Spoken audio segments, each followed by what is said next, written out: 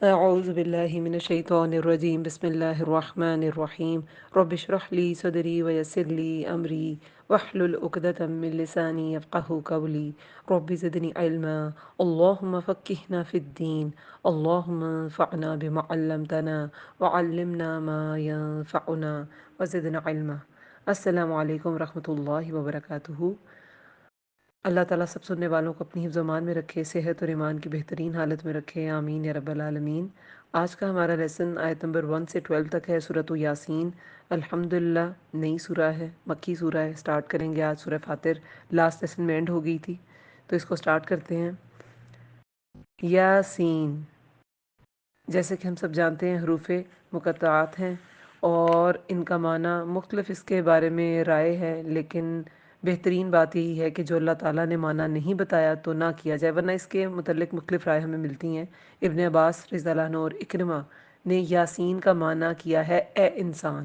یا اور سین لکھا اکٹھا جاتا ہے لیکن پڑھا الگ لگ جاتا ہے، یاسین اے انسان۔ اور بعض نے کہا کہ اس سے مراد ہے اے سید، اے سردار، یعنی کہ اگر اے سید اس کا معنی لیا جائے تو پھر یہ کس کو کہا جائے؟ رسول اللہ صلی اللہ علیہ وسلم کو۔ اس لیے بعض لوگ کہتے ہیں نا کہ یاسین رسول اللہ کا ایک نام ہے، لیکن بہرحال اللہ تعالیٰ نے اس کو ایلیبوریٹ نہیں کیا، تو اس کے بارے میں جو رائے ہیں وہ ہم نے پڑھ لی، اور باقی یہ ہے کہ واللہ عالم۔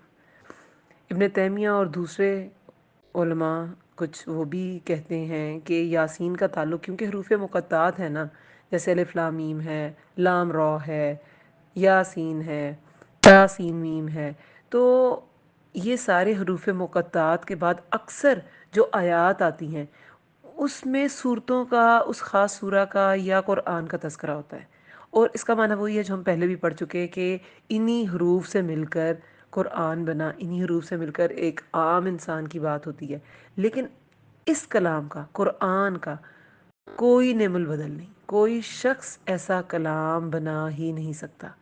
تو یہ ایک انسان کو جھنجھوڑنے کے لیے ایک انداز ہے جو اللہ تعالیٰ نے اپنایا۔ یاسین والقرآن الحکیم۔ اب یہ وا جو ہے یہ کیا ہے؟ واو قسمیہ۔ ایک تو ہوتا ہے نا وا حرف عطف کے طور پہ جو آتا ہے کہ اس میں اور کا معنی ہوتا ہے، لیکن یہ واو قسمیہ ہے۔ والقرآن الحکیم، قسم ہے قرآن حکمت والے کی۔ اب یہ قسم کس نے اٹھائی؟ اللہ تعالیٰ نے، کیونکہ یہ اللہ تعالیٰ کا کلام ہے، اور اٹھائی کس کی؟ قرآن کی۔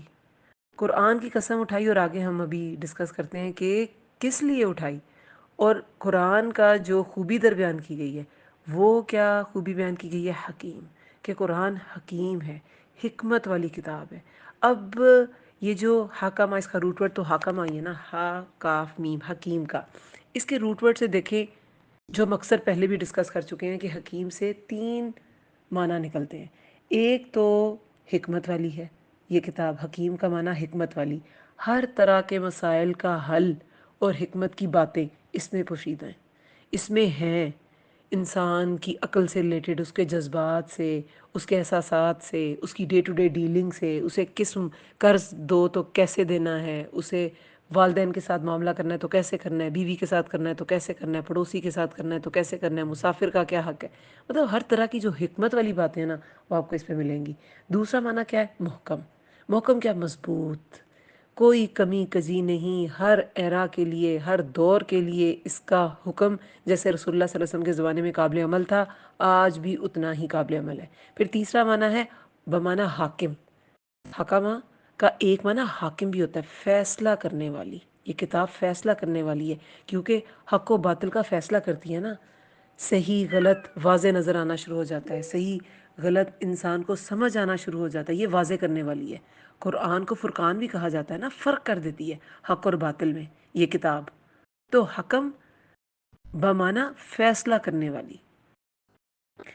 اب یہاں پہ قسم کھائی گئی قرآن الحکیم کی۔ اس زمانے میں لوگ اپنے دیوتاؤں کی، دیویوں کی قسمیں کھاتے تھے، لات عزا منات، ان کی قسمیں کھاتے تھے، لیکن اللہ تعالیٰ نے ایک بالکل اپوزٹ طریقہ اس کلام میں اپنایا، اور اس زبردست کلام کی قسم کھائی کہ ایک تو یہ کلام حکیم ہے، حکیم ہے، اور جو اس کلام کا مالک ہے، یعنی کہ جس کا یہ کلام ہے، جس کی ذات کا یہ حصہ ہے، تو وہ رب کیسا ہوگا؟ آپ کہتے ہیں کہ قرآن کو لازم پکڑو، یہ عقل کی تیزی ہے، حکمت کی روشنی ہے، علم کا سرچشمہ ہے۔ کعب کون تھے؟ کعب کاتب رسول تھے، کاتب وحی تھے، ٹھیک ہے؟ تو اور بھی بہت سے تھے، زید بن ثابت بھی تھے، اور حضرت عمر رضی اللہ عنہ، حضرت علی رضی اللہ عنہ، ان سے بھی لکھواتے تھے رسول اللہ صلی اللہ علیہ وسلم، کیونکہ پڑھے لکھے لوگ تھے۔ لیکن بہرحال کہ قرآن اتنا ضروری ہے کہ یہ حکمت کی روشنی ہے، حکمت، اور یہاں بھی اس کو قرآن الحکیم کہا گیا ہے۔ اب اللہ تعالیٰ نے قرآن کی قسم اٹھائی کہ جتنا علم اس کتاب میں سمایا ہوا ہے، جتنا دیکھیں کسی میں علم ہوتا ہے نا، ایک انسان کے لیے تو وہ ہم بہت بار پڑھ چکے نا، ایک پروسیجر ہے پورا، جب علم آتا ہے تو اس پہ پھر عمل کیا جاتا ہے، پھر انسان صبر اس پہ کرتا ہے، پھر عدل کرتا ہے، پھر احسان کرتا ہے، پھر حکمت آتی ہے۔ لیکن اللہ یہ سارے سائیکل سے نہیں گزرتے۔ اللہ تعالیٰ، اللہ کا جتنا علم ہے اتنی زیادہ اس کی حکمت ہے، اور اللہ تعالیٰ کا علم بھی کامل اور اس کی حکمت بھی کامل، اس کا کلام بھی کامل اور اس کلام کی حکمت بھی کامل۔ تو ایسے قرآن کی قسم اٹھا کے اللہ تعالیٰ نے فرمایا کیا، کس لیے قسم اٹھائی؟ اِنَّکَ لَمِنَ الْمُرْسَلِينَ، بے شک آپ البتہ رسولوں میں سے ہیں۔ رسول اللہ کی رسالت پر قسم اٹھائی گئی ہے۔ اللہ تعالیٰ نے کسی نبی کی رسالت پہ قسم نہیں اٹھائی۔ حضرت نوح علیہ السلام سے بھی زیادہ کسی کی تکذیب ہوئی ہوگی، 950 سال ان کی تبلیغ کا دورانیہ تھا، اور اس میں 80 لوگ ایمان لے کے آئے تھے، لیکن قسم رسول اللہ کی رسالت پہ کھائی گئی ہے۔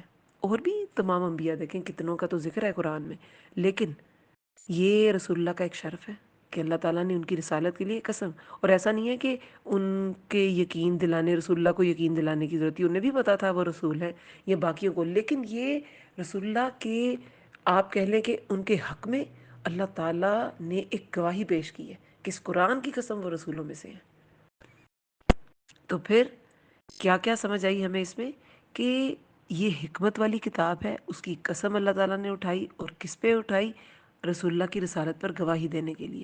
اور پھر آگے مزید کہا اعلیٰ صراط مستقیم، اوپر راستے سیدھے کے ہیں۔ رسول اللہ دیکھیں تمام نوع انسانی کے لیے رسول بن کر آئے، یہ ہم سب جانتے ہیں، لیکن اس وقت مکی صورت ہے نا، تو مکہ کے لوگ مان کر نہیں دیتے تھے۔ کیوں مان کر نہیں دیتے تھے؟ آگے بھی اس کا بھی ذکر آئے گا، سارا ہم پڑھیں گے، لیکن بہرحال بات یہ ہے کہ رسول اللہ رسولوں میں سے ہیں، رسولوں میں سے تو ہیں، لیکن رسول اللہ کا جیسا درجہ ہے ویسا کسی نبی کا نہیں ہے۔ رسول اللہ صلی اللہ علیہ وسلم جیسا ان کا مقام ہے ویسا کسی کا نہیں ہے، اور وہ بہت سی احادیث سے ظاہر ہوتا ہے۔ قرآن میں متعدد جگہوں پہ یہ ذکر ہے، اے لوگو، قرآن میں آتا ہے اے لوگو بے شک میں تم سب لوگوں کے لیے اللہ کا رسول ہوں، ہے نا، قرآن کی آیت ہے۔ پھر ایک جگہ پہ اللہ تعالیٰ فرماتے ہیں اے لوگو بے شک، یعنی کہ قرآن میں ہی ہے، رسول اللہ سے کہلوایا گیا اے لوگو بے شک میں تم سب لوگوں کے لیے اللہ کا رسول ہوں۔ تو رسول صلی اللہ علیہ وسلم سب کے لیے نبی تھے، ایون کہ صرف انسانوں کے لیے نہیں، آپ کہیں کہ تمام مخلوقات کے لیے، صرف ان کے لیے نہیں جو سرکش جن اور سرکش انسان ہے۔ اس میں ایک طویل حدیث ہے، حضرت جابر رضی اللہ عنہ فرماتے ہیں، وہ کہتے ہیں کہ ایک مسند احمد کی حدیث ہے، ایک مرتبہ ہم لوگ رسول اللہ صلی اللہ علیہ وسلم کے ساتھ واپس آ رہے تھے، ہم نجار کے کسی باغ کے پاس پہنچے، پتہ چلا کہ باغ میں ایک اونٹ ہے جو باغ میں داخل ہونے والے ہر شخص پر حملہ کر دیتا ہے۔ لوگوں نے یہ بات رسول اللہ صلی اللہ علیہ وسلم کو بتائی، تو آپ صلی اللہ علیہ وسلم اس باغ میں تشریف لے گئے اور اس اونٹ کو بلایا، تو وہ گردن جھکا کر آ گیا رسول اللہ صلی اللہ علیہ وسلم کی خدمت میں، آپ صلی اللہ علیہ وسلم کے سامنے بیٹھ گیا۔ رسول اللہ نے فرمایا اس کی لگام لاؤ، لگام منہ میں ڈال کر اونٹ مالک کے حوالے کر دیا، پھر لوگ کی طرف متوجہ ہو کر کہا آسمان و زمین کے درمیان جتنی چیزیں ہیں، اب آسمان و زمین کے درمیان کیا چیزیں ہیں؟ جانور، پرندے، نباتات، حشرات، جنات، ملائکہ، سب آ جاتے ہیں۔ تو آسمان و زمین کے درمیان جتنی چیزیں ہیں سب سوائے نافرمان جنوں اور انسانوں کے، سب جانتے ہیں کہ میں اللہ کا رسول ہوں۔ کتنی بڑی بات ہے کہ سب جانتے تھے رسول اللہ کو۔ دیکھیں وہ جو شام کی طرف ان کا سفر تھا 11-12 سال کی عمر میں، تو وہ جو ایک راہب تھا اس نے کیسے پہچانا تھا رسول اللہ کو کہ ایک بدلی ان کے اوپر تھی؟ انہوں نے کہا کہ انہیں واپس لے جائیں، انہیں خطرہ ہے شام کے لوگوں سے، آگے انہیں مت لے کے جائیں۔ اور پھر ابو طالب جو ہے وہ انہیں واپس لے گئے تھے، اور کہتے ہیں کہ میں نے درختوں اور پتھروں کو انہیں سجدہ کرتے دیکھا ہے۔ تو بحیرہ راہب جو تھے، تو ان کے کہنے پہ پھر وہ واپس چلے گئے تھے۔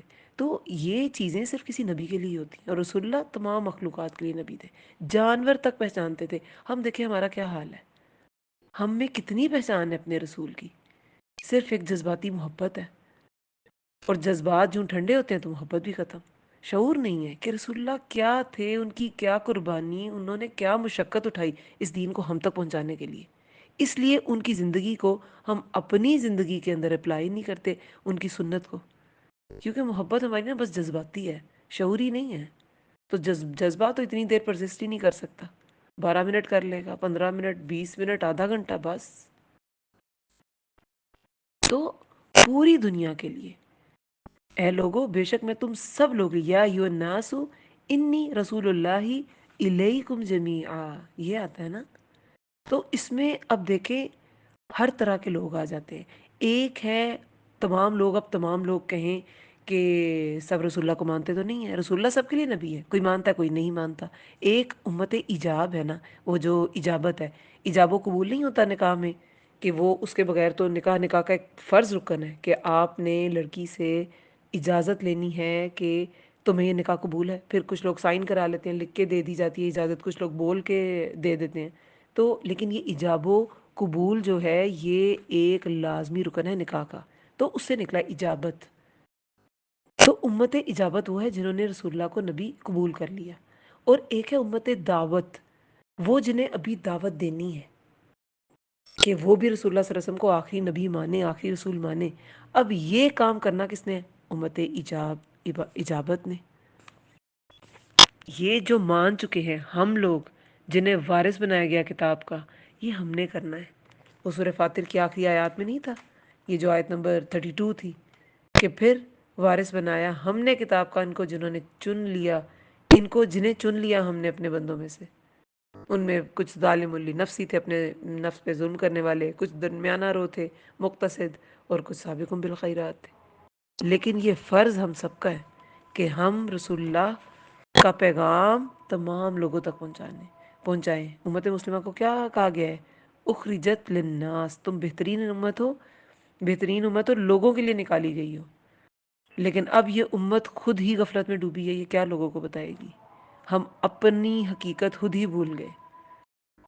تو رسول اللہ انک لمن المرسلین علی صراط مستقیم، وہ اوپر سیدھے راستے کے ہیں۔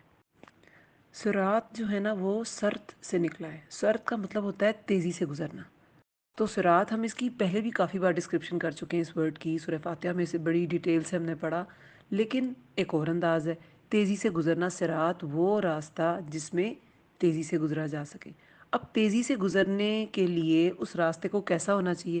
کھلا اور ہموار، یعنی کہ اوپر نیچے نہیں ہوگا، کہیں کھڈے ہیں کہیں پہ اوپر بمس ہے، ایسا نہیں ہوگا، بالکل ہموار ہوگا۔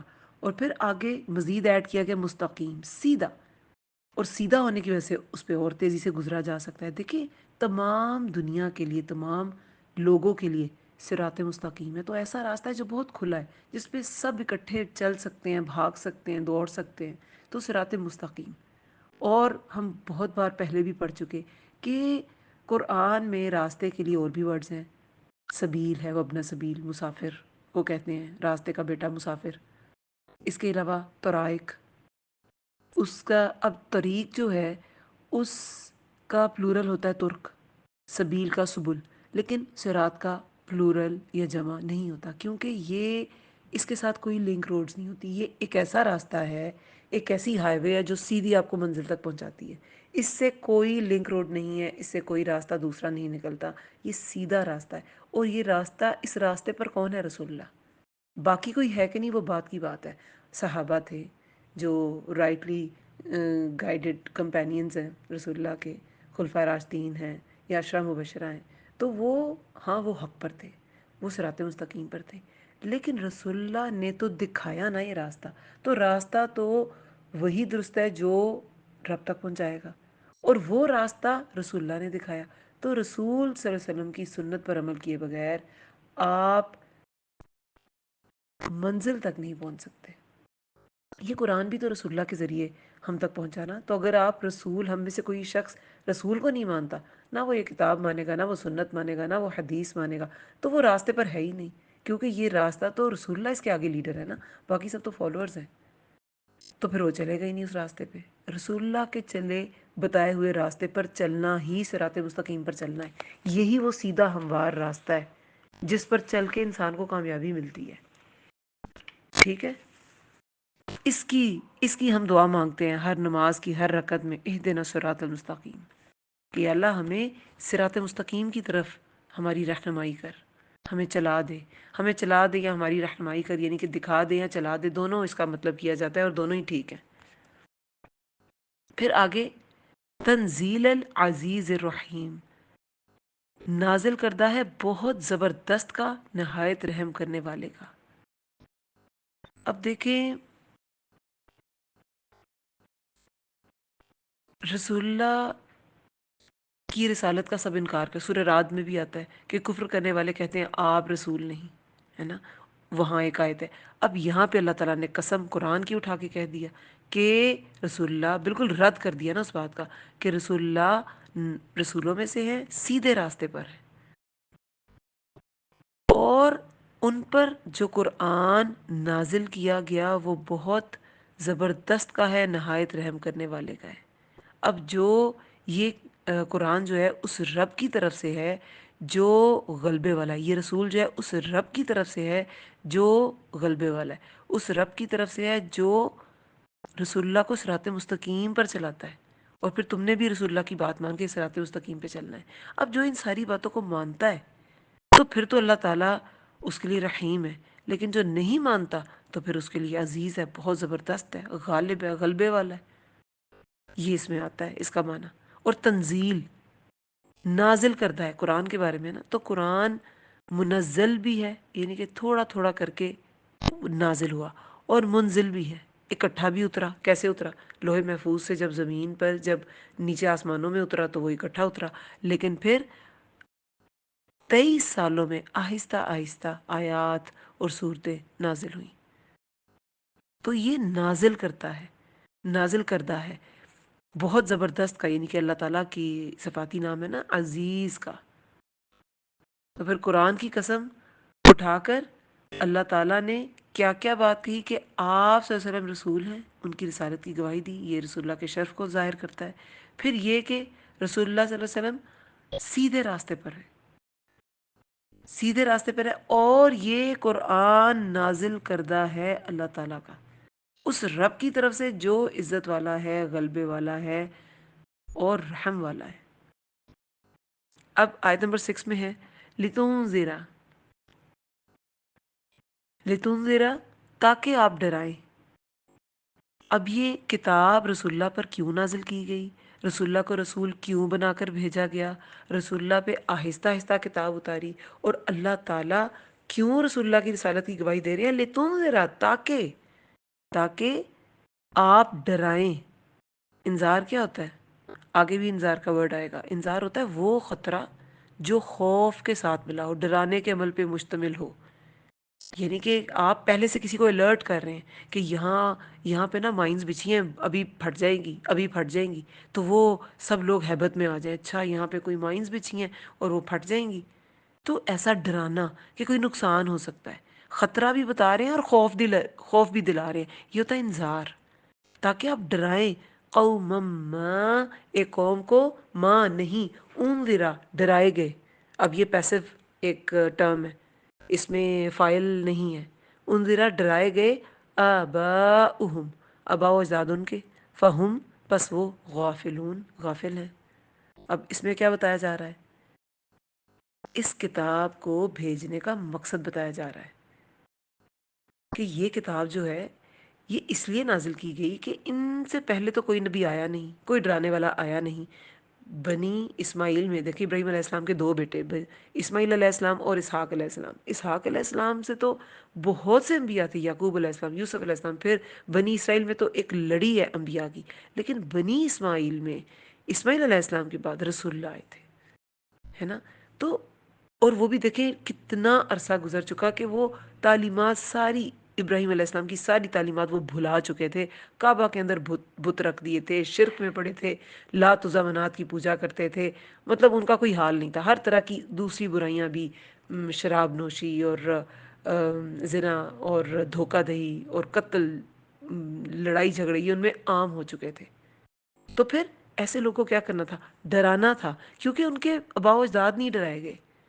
آباء و اجداد کو کوئی ڈرایا جاتا، ان کے پاس کوئی نبی آتا، کیونکہ ابراہیم علیہ السلام کا تو زمانے کا بہت زیادہ فرق ہے نا رسول اللہ سے۔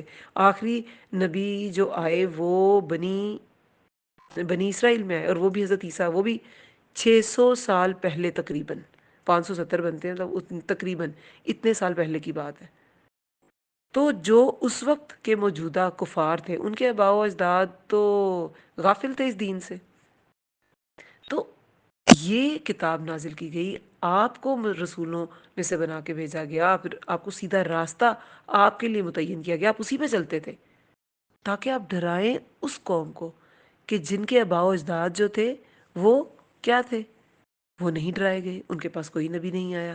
جیسے یہ دعویٰ کرتے تھے نا کہ اگر ہمارے پاس کوئی نبی آتا تو ہم ان سے زیادہ، اس قوم سے زیادہ ہدایت یافتہ ہوتے، یہود و نصارہ کو دیکھ کے کہتے تھے کفار جو تھے۔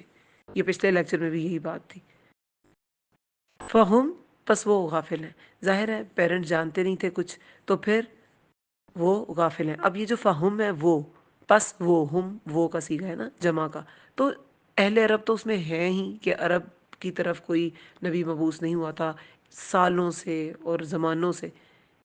اس کے بعد جو بھی شخص، جو بھی قوم غفلت میں پڑی ہے، ان کے لیے بھی رسول اللہ ہی نذیر ہے۔ انہی کی امت کا اب فرض ہے کہ ہر ایک تک یہ پیغام پہنچایا جائے، انذار کیا جائے۔ دیکھیں کتنے اچھے اچھے لوگ ہوتے ہیں ہمارے ارد گرد، اسپیشلی جو لوگ بیرون ملک رہتے ہیں، آؤٹ آف کنٹری رہتے ہیں، مختلف کمیونٹیز کے ساتھ ان کا تعلق واسطہ ہوتا ہے اور ڈے ٹو ڈے ڈیلنگ ہوتی ہے، تو وہ یہ چیز بہت محسوس کرتے ہیں کہ اتنے اچھے لوگ کلیگز کی فارم میں، یا کوئی ڈاکٹر ہے، کوئی آپ کی ہیلپ کر رہا ہے، کوئی لائر ہے، بہت ہیلپ فل لوگ ہوتے ہیں، لیکن چونکہ ایمان کی دولت سے سرفراز نہیں ہوتے تو ان کی آخرت اچھی نہیں ہوتی۔ تو وہ لوگ بہت محسوس کرتے ہیں، اس لیے آپ یقین کریں جو ویسٹ کا مسلمان ہے وہ زیادہ کام کرتا ہے دین پھیلانے میں، اور اس کا دل چاہتا ہے کہ جو نان مسلم ہیں یہ آگ میں نہ جائیں، یہ دین کی طرف آ جائیں، لیکن ہمارے ارد گرد زیادہ تر مسلمز ہوتے ہیں، ہم میں وہ تڑپ ہی نہیں ہوتی، ہمیں وہ تڑپ ہی نہیں ہوتی کہ یہ، اور دیکھیں لوگوں کی خیر خواہی کے بغیر دین تو نہیں پھیل سکتا، اور نہ کوئی دین پھیلا سکتا ہے۔ لوگوں کی خیر خواہی بے حد ضروری ہے۔ وہ ابن قیم کا قول ہے نا کہ نرمی سے زیادہ اور لوگوں کی خیر خواہی سے زیادہ دل کے لیے کوئی نفع بخش چیز ہے ہی نہیں۔ دل کے لیے لوگوں کے ساتھ نرمی برتنے اور ان کی خیر خواہی کرنے سے بڑھ کر کوئی نفع بخش چیز ہے ہی نہیں۔ اگر آپ لوگوں کے ساتھ ایسا برتاؤ کریں، یعنی کہ نرمی کا اور خیر خواہی کا، تو غیر جو ہوں گے وہ ان کی محبت اور دوستی حاصل کر لیں گے، پھر جو دوست ہوں گے جن کے ساتھ محبت پیار ہے وہ برقرار رہے گا، اور جو دشمن ہوں گے ان کی دشمنی کو آپ کی نرمی ٹھنڈا کر دے گی، اور آپ ان کے شر سے محفوظ رہیں گے۔ جو شخص لوگوں کے بارے میں اچھی نیت رکھتا ہے، یہ سارا ابن قیم کا قول ہے مدارج السالکین میں، تو وہ کہتے ہیں کہ جو شخص لوگوں کے بارے میں اچھی نیت رکھتا ہے اور ان کے بارے میں اچھا گمان کرتا ہے، اس کی نیت درست ہو جاتی ہے، اس کا سینہ کھل جاتا ہے، اس کا دل سلامتی میں ہوتا ہے، اور اللہ اسے تکلیفوں اور مصیبتوں سے محفوظ رکھتا ہے۔ تو لوگوں کی خیر خواہی بہت ضروری ہے، ورنہ اس کے بغیر انذار کا کام نہیں ہو سکتا۔ کسی کو کیا پڑی ہے اپنا انرجی، اپنا قیمتی وقت، اپنی ابیلٹیز ویسٹ کرے اور کسی کے ساتھ سر کھپائے کہ اس کی آخرت سمجھ جائے، خیر خواہی ہوگی تو وہ سب کچھ کرے گا۔ تو کفار مکہ جو تھے ان کے ساتھ بھی مسئلہ یہ تھا کہ آباء و اجداد ان کے غافل تھے، تو بس وہ بھی غافل ہیں، بس وہ غافل ہیں۔ یہ سب قرآن نازل کیا گیا، آپ کو بھیجا گیا تاکہ آپ ڈرائیں قوم کو، نہیں ڈرائے گئے آباؤہم، آباء و اجداد ان کے، پس وہ غافل ہیں۔ آباء و اجداد کو جانتے نہیں تھے، پس وہ غافل ہیں۔ ٹھیک ہے، دیکھیں ایک معنی تو اس کا یہی ہے کہ بنی اسرائیل میں کوئی نبی نہیں آیا، تو آپ صلی اللہ علیہ وسلم کو بھیجا گیا کہ آپ انہیں ڈرائیں۔ ٹھیک ہے، پھر ایک معنی یہ بھی ہے، جیسے کہ وہ قرآن میں آتا ہے نا، اے لوگو، بے شک میں سب لوگوں کے لیے اللہ کا رسول ہوں۔ تو رسول اللہ جو ہے وہ، رسول اللہ صلی اللہ علیہ وسلم جو ہے وہ تمام لوگوں کے لیے نبی تھے، مگر چونکہ کفار کے آباء و اجداد رسول اللہ کے زمانے میں تھے نہیں، وہ پایا نہیں ان کی بعثت کا زمانہ، تو ایمان کی حلاوت کو چکھا ہی نہیں، غافل دنیا سے چلے گئے۔ مگر اب بات یہ ہے، تو یہ غافل ہے، ہاں چلو یہ تو غافل ہے، لیکن ان کے پاس تو رسول اللہ آ گئے نا، جو اس وقت کے کفار تھے، تو پھر بھی یہ غافل ہیں، پس وہ غافل ہیں۔ اب یہ کیوں غافل ہیں؟ 7 آیت میں لقد، البتہ تحقیق، حق کا سچ ہو گئی، القول بات، علی اکثرہم ان کی اکثریت پر، فہم پس وہ، لا یؤمنون نہیں وہ ایمان لائیں گے۔ اب یہ کیا بات ثابت ہو گئی، حق ہو گئی، سچ ہو گئی ان پر؟ دیکھیں ایک تو کافروں پر بات ثابت ہوگی نا، ایک تو یہ کہ وہ حق کو قبول ہی نہیں کریں گے، پہلے کہا نا کہ فہم غافلون، پس وہ غافل ہیں، حق کو قبول نہیں کریں گے، یہ بات ثابت ہو چکی ہے۔ اور یہ کیسے ثابت ہو چکی ہے؟ اللہ کو اپنے کامل علم کی وجہ سے پتہ ہے، کیونکہ اللہ تعالیٰ عالم الغیب ہے، وہ پاسٹ کو، پریزنٹ کو، فیوچر کو، سب کچھ جانتے ہیں، تو اللہ فیوچر میں بھی جانتے ہیں، فیوچر کو بھی جانتے ہیں۔ اور ہم جانتے ہیں کہ مکہ میں کتنے لوگ ہجرت کر کے مدینہ گئے تھے، 100 کے قریب تھے، اس سے زیادہ، اور 13 سال رسول اللہ جو ہے وہ مکہ رہے ہیں۔ لیکن وہ اتنے ہٹ دھرم، اتنی وہ قوم تھی کہ وہ ہل کے اپنے عقائد سے ہل کر نہیں دیتے تھے، اور اتنا زیادہ خوف و ہراس پھیلا رکھا تھا کہ بہت سے لوگوں نے تو اپنا دین اور اپنا ایمان چھپا کے رکھا ہوا تھا، جن کے بارے میں کیا کہا گیا، رسول اللہ نے جب بیت رضوان، جب صلح حدیبیہ کے مقام پہ ٹھہرے، اور حضرت عثمان رضی اللہ عنہ کو بھیجا کہ جاؤ تم، سفارت تمہارے ذریعے ہوگی، ان سے قریش مکہ سے بات کرو، تو انہوں نے کہا تھا، کیا ایک اور میسج دیا تھا کہ وہ لوگ جو ایمان چھپا کر بیٹھے ہیں ان کو خوشخبری دینا کہ جلد تم یہاں سے، تمہاری حالت بدل جائے گی۔ تو اس وقت بھی اتنے سال ہو چکے تھے، صلح حدیبیہ میں 6 سال کی بات ہے ہجرت کے، تب بھی کچھ لوگ تھے جو اپنا ایمان ظاہر نہیں کر سکتے تھے۔ تو واقعی بہت کم لوگوں نے ادھر اسلام قبول کیا، تو مدینہ آ کے پھر مختلف، جب صلح حدیبیہ کے بعد تو بہت سے ملکوں کو اور فرما رواؤں کو جب خط گئے، اور فتح مکہ کے بعد تو بہت لوگ اسلام قبول کر چکے، اور بہت سے بڑے بڑے سرداروں نے بھی اسلام قبول کر لیا۔ لیکن اس سے پہلے دیکھیں زیادہ تر ایسی تھا کہ زیادہ لوگ ایمان لا کر نہیں دے رہے تھے۔ ٹھیک ہے، ایک تو یہ ہو گیا۔ دوسرا، یہ کیا حق ہو گئی بات، حق القول سے مراد یہاں اللہ کا عذاب بھی ہے، کہ اللہ تعالیٰ کو اپنے علم کے باعث پتہ ہے کہ یہ کافر ایمان نہیں لائیں گے، تو اللہ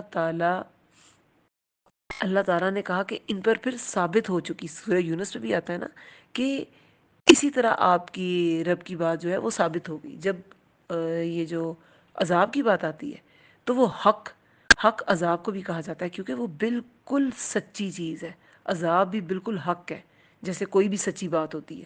تو اللہ تعالیٰ کا عذاب یہ وہی حق ہے جو کسی بھی نافرمان قوم پہ ثابت ہو جاتا ہے کہ وہ جہنم کا ایندھن بنیں گے۔ ایمان نہ لانے والے، ان پر عذاب کا جو فیصلہ ہے نا وہ حق ہو گیا ہے، وہ چسپاں ہو گیا ہے۔ ٹھیک ہے، دیکھیں یہاں پہ اکثریت کی بات کی گئی ہے کہ اکثریت پہ، ظاہر ہے اکثریت ایمان نہیں لائی تھی نا، اور بات یہ ہے کہ اکثریت جو ہے نا وہ ہر دور میں ایمان لانے والی نہیں ہوتی۔ ہر دور میں لوگ، جو میجورٹی ہوتی ہے نا، وہ ایمان لانے والے مومن لوگ نہیں ہوتے، کم لوگ مومن ہوتے ہیں، لیکن بات یہ ہے کہ فالو میجورٹی کو کیا جاتا ہے۔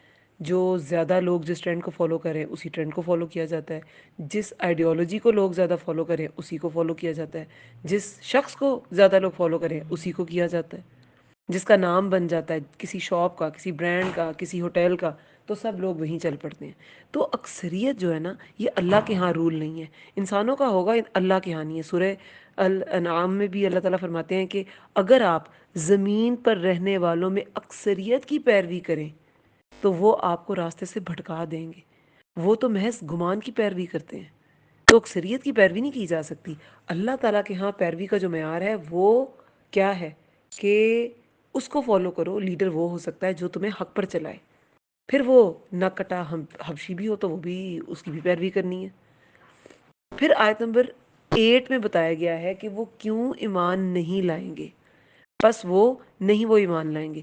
انا بے شک ہم، جعلنا ڈال دیے ہم نے، فی اعناقہم ان کی گردنوں میں، اغلالن توق، یہ وجہ ہے ان کے ایمان نہ لانے کی، توق، فہیا تو وہ، الاذقانی ٹھوڑیوں تک ہیں، فہم تو وہ، مکمحون سر اٹھائے ہوئے ہیں، مکمحون سر اٹھائے ہوئے ہیں۔ یہاں پر اب اللہ تعالیٰ کیا فرماتے ہیں؟ پچھلی آیت میں تھا کہ ان پر عذاب کا فیصلہ سچ ہو گیا، واقعی وہ غافل تھے، وہ ایمان نہیں لائیں گے۔ آگے جو فیوچر ہے وہ بھی اللہ تعالیٰ جانتے ہیں کہ ایمان نہیں لانے والے۔ وجہ کیا ہے؟ ڈال دیے ہم نے ان کی گردنوں میں توق۔ اب یہ کفار کی کس حالت کا ذکر ہے؟ آیت یہ جو 8 آیت ہے اس میں اللہ تعالیٰ کفار کی کیا حالت بیان کر رہے ہیں؟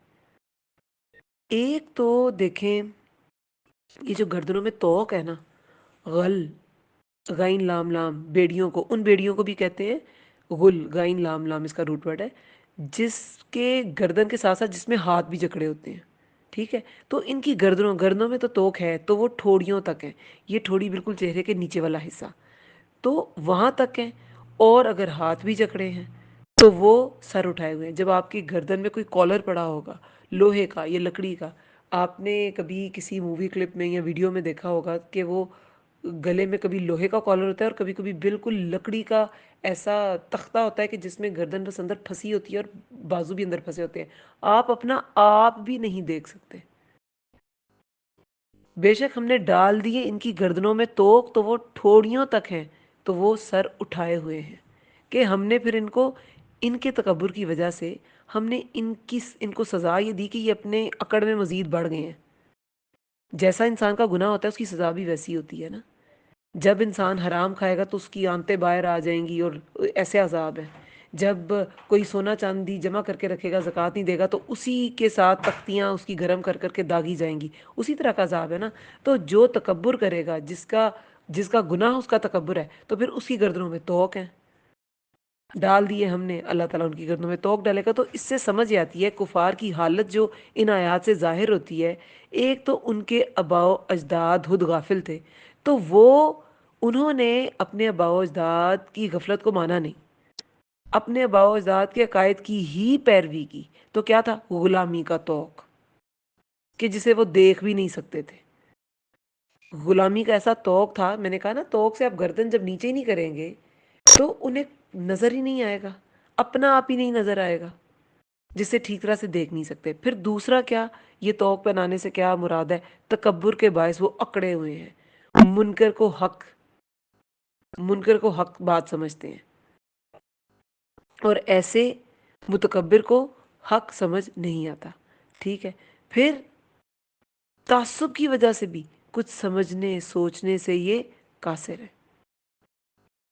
تو یہ جو توق ہے، یہ پہننا انسان کی سزا کی بھی علامت ہے۔ اللہ تعالیٰ انہیں سزا کے طور پہ بھی ان کو پھر ان کے تکبر میں گردن اکڑائی چھوڑ دیتے ہیں، اور ان کو توفیق ہی نہیں دیتے کہ یہ سمجھ سکیں دین کو۔ اور یہ غلامی کی بھی علامت ہے کہ جیسے یہ اپنے آباء و اجداد کے عقائد کی غلامی میں تھے، ٹھیک ہے؟ انہوں نے آباء و اجداد کے عقائد کی غلامی کا طوق پہنا ہوا تھا، یہ راستے ہی نہیں دیکھ سکتے تھے۔ دوسرا یہ کہ تکبر سے بھی ان کی گردنیں اکڑی ہوئی تھیں، ان کی کان آنکھیں تعصب سے حق بات کو نہ دیکھ سکتے تھے، نہ سن سکتے تھے، نہ وہ سمجھ سکتے تھے، ٹھیک ہے؟ تو پھر کیا اس کا معنی بنا کہ بے شک ڈال دیے ہم نے ان کی گردنوں میں توق.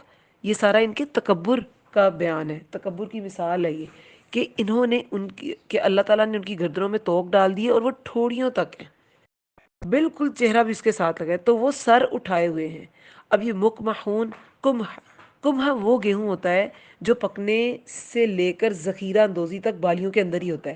جیسے کہ یوسف علیہ السلام کو کہا گیا تھا نا، کہ یوسف علیہ السلام نے کہا تھا، مشورہ دیا تھا کہ کچھ جو ہے وہ تم استعمال کر لو اور کچھ جو ہے وہ بالیوں کے اندر ہی رہنے دو، دانوں کو، کچھ دانوں کو بالیوں کے اندر رہنے دو، اس سے وہ محفوظ رہتے ہیں. اچھا، اب جب عربوں میں اس کا ستو بنایا جاتا تھا تو پھر اسے پھانکنے کے لیے کیا کرتے تھے وہ لوگ؟ ایسے گردن کو اوپر کرتے تھے. تو دوسرا معنی اس کا پھانکنے کا بھی ہے، اور پھانکنے کے لیے ہمیشہ آپ کو سر کو اٹھانا پڑتا ہے، منہ نیچے کر کے کچھ بھی چیز پھانکی نہیں جا سکتی، وہ تو واپس منہ سے گر جائے گی، آدھی گرے گی آدھی منہ میں جائے گی، تو سر کو اٹھانا پڑتا ہے. تو اس سے بھی اس کا معنی نکلتا ہے کہ سر اٹھائے ہوئے، تکبر سے انہوں نے گردنوں میں ان کی توق تھے، اتنی اکڑی ہوئی گردنیں تھیں، ٹھوڑیوں تک ان کی توق تھے، اور وہ سر اٹھائے ہوئے تھے، سر اٹھائے ہوئے تھے. پھر آگے 9 آیت میں ہے وَجَعَلْنَا، اور بنا دی ہم نے، من بینی ایدیہم، ان کے سامنے سے، سدًّ، ایک دیوار، سدن ہوتا ہے دیوار، سدًّ ایک دیوار، اور من خلفہم، ان کے پیچھے سے، سدن ایک دیوار. فَأَخْشَيْنَاهُمْ، پھر ڈھانپ دیا ہم نے انہیں. غشی ہوتا ہے نا ڈھانپے جانا، غشی طاری ہو گئی، بے ہوشی کو بھی کہتے ہیں، کیونکہ اس سے بھی انسان کی عقل ڈھانپی جاتی ہے اور وہ بے ہوش ہو جاتا ہے، ہوش میں نہیں رہتا. پھر ڈھانپ دیا ہم نے ہم انہیں، فہم، پس وہ، لا یبصرون، یبصرون نہیں وہ دیکھ پاتے، گردن ہل نہیں سکتی، آگے بھی دیوار ہے پیچھے بھی دیوار ہے، کچھ سمجھ نہیں آ سکتا. اور آپ ایک یہ بھی نوٹ کریں کہ توق جب انسان نے پہنا ہو نا، اسے دوسرا انسان پورا نظر آتا ہے لیکن اسے اپنا آپ نہیں نظر آتا. تو یہ بھی تکبر ہے، آپ کو دوسرے کی تمام خامیاں نظر آئیں گی لیکن آپ کو اپنا کچھ بھی نظر نہیں آئے گا. تو یہ جو توق پہنانے سے مراد ہے نا، یہ سارا ان کے تکبر کی ایک بہت ہی خوفناک قسم کی پکچر ہے، کہ ان کی گردنوں میں ایسے توق ہیں، ڈال دیے ہم نے توق، کہ واقعی پھر انہیں حق دیکھنے سے ہم نے آری کر دیا، توفیق ہی چھین لی کہ ان کو حق نظر آئے گا. اور وہ سر اٹھائے ہوئے ہیں، وہ پھر بھی تکبر سے اکڑے ہوئے ہیں. والدین تو ان کے غافل تھے، وہ تو انہیں رسول اللہ کی بعثت ملی نہیں، لیکن ان کو ملی بھی تو انہوں نے تکبر کی وجہ سے اس کا انکار کیا، تعصب کی وجہ سے انکار کیا، والدین کے عقائد کی غلامی کے توق گلے میں پہنے رکھے، اور رسول اللہ کے حق کو قبول نہیں کیا. اور پھر آگے مزید اللہ تعالیٰ کیا فرماتے ہیں کہ ہم نے ان کے سامنے، بینی ایدیہم، ید کیا ہوتا ہے؟ ہاتھ. تو ہاتھ آپ کے سامنے ہوتے ہیں تو اس کا مطلب ہوتا ہے سامنے. ومن خلفہم، اور ان کے پیچھے سے ایک دیوار ہم نے بنا دی، آگے بھی اور پیچھے بھی. اب اس کا کیا مطلب ہے؟ آگے دیوار ہے یعنی کہ دنیا، دنیا، دنیا کے پار، آگے کی دیوار کو آپ اگر دنیا مراد لے لیں تو دنیا کے آگے انہیں کچھ نظر نہیں آئے گا. جیسے دیوار کے آگے آپ کو کچھ نظر نہیں آتا نا، تو بس دنیا ہی ان کے لیے سب کچھ تھی، ان کی سرداریاں، ان کے آباء و اجداد کے عقائد، ان کا اپنا آپ، اور ان کی دنیا، ان کے فائدے، ان کے منافع. آگے دنیا اور پیچھے بھی دیوار. پیچھے کیا ہے؟ پیچھے اگر آپ، کیونکہ ہمارے پیچھے کیا لگی ہوئی ہے؟ موت لگی ہوئی ہے. موت کے ساتھ کیا چیز وابستہ ہے؟ مرتے ہی انسان کا کون سا پیریڈ شروع ہو جاتا ہے؟ آخرت کا. تو اگر پیچھے دیوار ہے تو اسے آپ آخرت اگر مراد لیں تو پیچھے آخرت ہے، مگر وہ بھی نظر نہیں آ رہی. توق کے ساتھ تو انسان پیچھے مڑ ہی نہیں سکتا، اس کی گردن موڑی نہیں جا سکتی. تو آگے بھی دیوار ہے پیچھے بھی دیوار ہے، ان کی گردنوں میں توق ہے، اپنا آپ پرفیکٹ نظر آتا ہے، دوسرے میں نقص نظر آتے ہیں. پہلے کہتے تھے کوئی پیغمبر ہم تک آئے، ہم اس کو، ہم سے زیادہ کوئی ہدایت یافتہ نہیں ہوگا. جب پیغمبر آئے تو اس میں نقص اتنے نکالے، اس نے ہدایت کا جو صراط مستقیم جو راستہ دکھایا وہ انہوں نے مانا نہیں. تو پھر اللہ نے کہہ دیا ٹھیک ہے، ہم نے آگے بھی دیوار بنا دی، تمہیں دنیا کے علاوہ کچھ دکھے گا نہیں، اور پیچھے بھی دیوار ہے. آخرت ہے پیچھے لیکن پیچھے تم دیکھ سکتے نہیں، تو آگے بھی دیوار اور پیچھے بھی دیوار. فَأَخْشَيْنَاهُمْ، پھر ڈھانپ دیا ہم نے انہیں، فَهُمْ، پس وہ، لا یبصرون، نہیں وہ دیکھ پاتے. پہلے گردن اکڑنے کی وجہ سے کچھ نہیں دیکھ پاتے، اوپر سے دیواریں ہی دیواریں، دیواروں کے آر پار کیا دیکھو گے؟ تم سے دیکھنے کی صلاحیتیں ہی چھین لی گئیں. ڈھانپ دیا ہم نے، اللہ تعالیٰ نے اپنا ذکر کیا ہے کہ ہم نے ڈھانپ دیا، بس نہیں وہ دیکھ پاتے، اب وہ حق نہیں دیکھ سکتے. وہ سوا، تو جب وہ حق دیکھ نہیں سکیں گے، وہ سوا ان، اور برابر ہے علیہم ان پر، انذرتہم خواہ ڈرائیں آپ انہیں، ام لم یا نہ تنذرہم آپ ڈرائیں انہیں، لا یؤمنون نہیں وہ ایمان لائیں گے۔ یعنی کہ اب نہ ان کی گردن ہلتی ہے، نہ وہ کوئی دوسری چیز دیکھ سکتے ہیں، نہ وہ اپنی کوئی خامی دیکھ سکتے ہیں، نہ وہ دنیا کے پار دیکھ سکتے ہیں، نہ وہ پیچھے آخرت کو دیکھ سکتے ہیں۔ آگے پیچھے ان کی دیوار ہے، اپنے اپنے ہی ایک خول میں بند ہے، اپنی ذات کے خول میں، اپنی سرداریوں میں قید ہیں، اپنے نفس میں قید ہیں۔ تو اب آپ ان کو ڈرائیں، انذار کریں، ان کو جتنے مرضی ڈراوے دیں کہ عذاب آ جائے گا، اللہ کے عذاب سے ڈرو، یہ نہیں مانیں گے، یہ نہیں مانیں گے۔ تو آپ کا ڈرانا اور نہ ڈرانا ان پر برابر ہے۔ دیکھیں ڈرا کے تو اس کو ڈرائیں، جس ڈرانے کا فائدہ تو اس کو ہوگا نا جو اللہ تعالیٰ کی ذات کا کوئی ادراک دل میں رکھتا ہوگا، پھر وہ اللہ سے بغیر دیکھے اسے ڈر جائے گا۔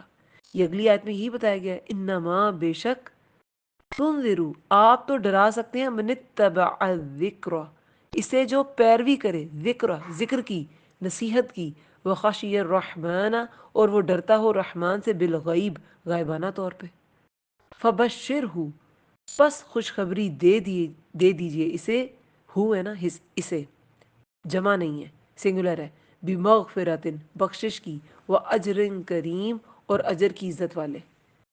تو بے شک آپ تو اب انہیں ڈرایا نہیں جا سکتا، کیونکہ ان کی گردنوں میں توق ہے، یہ تکبر کی وجہ سے کچھ نہیں دیکھ سکتے، کچھ نہیں سمجھ سکتے، عقائد کی غلامی، بہت سے فیکٹر جو ہم نے ڈسکس کر لیے، اس کی وجہ سے انہیں ڈرایا نہیں جا سکتا۔ تو ڈرایا کس کو جا سکتا ہے؟ بے شک آپ تو ڈرا سکتے ہیں اسے جو نصیحت کی پیروی کرے، جس کو آپ نصیحت پیش کریں اور وہ آپ کو فالو کرے، اور وہ رحمان سے غائبانہ طور پہ ڈرتا ہو۔ یہ غائبانہ طور پہ ڈرنا ہم نے پچھلے لیکچرز میں بہت ڈیٹیل سے ڈسکس کیا ہے کہ اللہ تعالیٰ پر تو یقین ہے، ہاں اللہ تعالیٰ جو ہے وہ غیب ہے نا، انسان ان آنکھوں سے اللہ تعالیٰ کا احاطہ نہیں کر سکتا، کبھی بھی نہیں کر سکتا۔ تو غیب، فرشتے غیب، آخرت غیب، تقدیر غیب، سب کچھ غیب ہے۔ اور اللہ تعالیٰ سے ڈرنا اور غائبانہ ڈرنا، یہ ہوتا ہے ایمان کی نشانی، کہ اللہ نہیں ہے تب بھی آپ ڈریں کہ اللہ دیکھ رہا ہے۔ آپ کو پتہ ہے حسن بصری کہتے ہیں کہ مومن عمل کر کے بھی خوف زدہ ہوتا ہے، جبکہ فاجر نافرمانی کر کے بھی بے خوف ہوتا ہے۔ تو یہ جو تقوی ہے، یہ جو ڈر ہے اللہ کا، اس کے بغیر تو عمل کیا ہی نہیں جا سکتا۔ اللہ کے ڈر کے ساتھ انسان عمل کرتا ہے۔ اگر اللہ کا ڈر نہیں ہے، اور ڈر وہ والا نہیں کہ جو، جیسے میں اکثر کہتی ہوں کہ جو آپ کو بالکل بٹھا کے رکھ دے، ڈر ایسا کہ وقت کم ہے، کام کر لو، اللہ تعالیٰ کی خشیت، اللہ بہت بڑا ہے، اللہ تعالیٰ کی مرضی کا کام کرو، جو انسان کو متحرک کر دے، وجل قلوبہم ان کے دل متحرک ہو جائیں، ڈر جاتے ہیں۔ کون سا ڈر؟ متحرک ہونے والا ڈر۔ تو بے شک آپ تو ڈرا سکتے ہیں اسے جو پیروی کرے نصیحت کی، اور وہ ڈرتا ہو رحمان سے غائبانہ، جو نصیحت کی پیروی کرے، جو بن دیکھے اللہ سے ڈرے، یعنی کہ تقوی اور نبی صلی اللہ علیہ وسلم کی اطاعت، دونوں چیزیں بنتی ہیں نا۔ بن دیکھے اللہ سے ڈرنا تقوی ہے، اور نصیحت کی پیروی کرنا نبی صلی اللہ علیہ وسلم کی اطاعت ہے، نصیحت کی پیروی کرنا نبی صلی اللہ علیہ وسلم کی اطاعت ہے۔ تو پھر وہ ان کو ڈرایا جا سکتا ہے۔ فبشرہ بس خوشخبری دے دیجئے اسے، بخشش کی اور اجر کی عزت والے۔ جو یہ کام کرتا ہے تو پھر اسے ڈرایا جا سکتا ہے، اس کے لیے جو اللہ کا تقوی اختیار کر، دیکھیں پھر وہ جو بھی عمل کرے گا وہ صالح عمل ہوگا۔ صالح عمل ہوتا ہی یہ ہے کہ وہ صرف اللہ کے لیے ہوتا ہے، جس کے دل میں اللہ کا تقوی ہوگا اس کا ہر عمل اللہ کے لیے ہوگا۔ اور دوسری شرط اس کی ہوتی ہے رسول اللہ کی اطاعت میں ہو، رسول اللہ کی سنت کے مطابق ہو۔ تو جو دونوں یہ شرائط پوری کرے گا اپنے ہر عمل میں، تو پھر اس کے لیے تو بخشش ہی ہے۔ بس خوشخبری دے دیجئے اسے بخشش کی، وہ اجر کریم اور اجر کی عزت والے۔ اور اجر ہوگا عزت والا۔ عزت والا اجر کیا ہے؟ یہ بڑے اجر کی بشارت ہے۔ یہ عزت والا اجر کیا ہے؟ جو آخرت کا اجر ہے، جو جنت کا اجر ہے۔ جنت ایسی جگہ ہے جہاں پہ کسی کی تذلیل نہیں کی جائے گی، جہاں ہر جگہ امان ہوگی، امن ہوگا، سلامتی ہوگی، عزت ہوگی۔ عزت کے ساتھ دنیا میں کوئی چیز کسی کو کبھی پیش کی بھی جائے تو اس کی عزت نفس کا ویسا خیال نہیں رکھا جاتا، لیکن وہاں پہ انسان کی تعظیم کی جائے گی، اس کی عزت کی جائے گی، امان ہوگا، سلام سلام ان کی زبان پر ہوگا جنتیوں کے، اور اللہ تعالیٰ کی تعریف ہوگی ان کے دل میں، ان کی زبان پہ ذکر ہوگا اللہ کا. تو پھر ایسے لوگوں کے لیے کن کو یہ اجر کریم ملے گا؟ جو بن دیکھے اللہ سے ڈرے، تقوی والے، اور جو نصیحت کی پیروی کرتے ہیں، رسول اللہ کی سنت اور حدیث کی پیروی کرتے ہیں.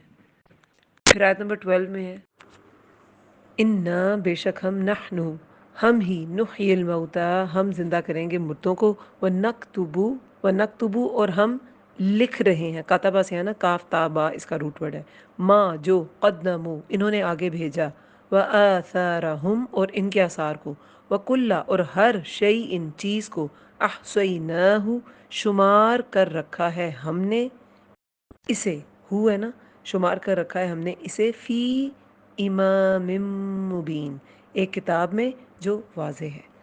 اب اس آیت میں اللہ تعالیٰ نے دیکھیں پچھلی آیت میں تقوی کی بات کی کہ جو اللہ کا تقوی اختیار کرتے ہیں، رحمان سے غائبانہ ڈرتے ہیں اور ذکر کی پیروی کرتے ہیں، نصیحت کی پیروی کرتے ہیں، تو ان کے لیے اجرن کریم ہے. اور دیکھیں تقوی کی ایک وہ ڈیفینیشن ایک میں سن رہی تھی کہ کعب احبار جو تھے نا، وہ یہودی عالم تھے نا، اور پھر کنورٹ ہو کے تو مسلمان بنے.